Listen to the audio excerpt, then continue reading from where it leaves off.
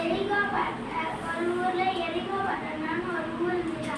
அல்ல குள்ளமா ஒருத்தர் இருப்பாங்க. அவன் பேரு சகேயுமா. அப்ப அவனுக்கு ஒரு ஆசை இருந்துச்சா, ஏசப்பாவை பார்க்கணும்ட்டு.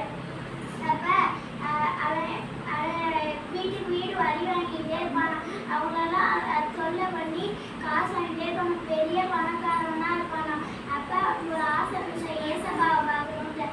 அப்போ ஒரு நாள் ஏசப்பா வந்தப்ப நிறைய மக்கள்லாம் அவங்க குள்ளமா இருந்ததுனால அவங்க எட்டி எட்டி பார்த்தாங்க. அதனால ஏசப்பா தெரியவே இல்லையா.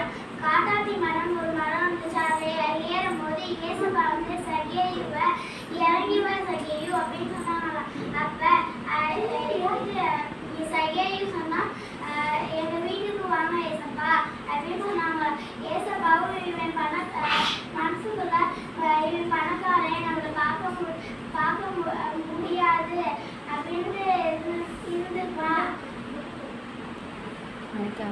சகேயு வந்து ஏசப்பாட சொன்னா, ஏசப்பா ஏசப்பா என்னை மன்னிச்சிருங்க ஏசப்பா, நான் வீட்டுக்கு வீடு வரி வாங்கிட்டு வந்தேன். அதனால எந்தெந்த வீட்டுக்கு நான் வரி வாங்கினேன்னா அவங்களுக்கு தான் 2 மடங்கா திருப்பி கொடுத்துடுறேன் ஏசப்பா அப்படின்னு சொன்னாங்க. சகேயு ஏசப்பாவும் அவங்க வீட்டுக்கு போனாங்க.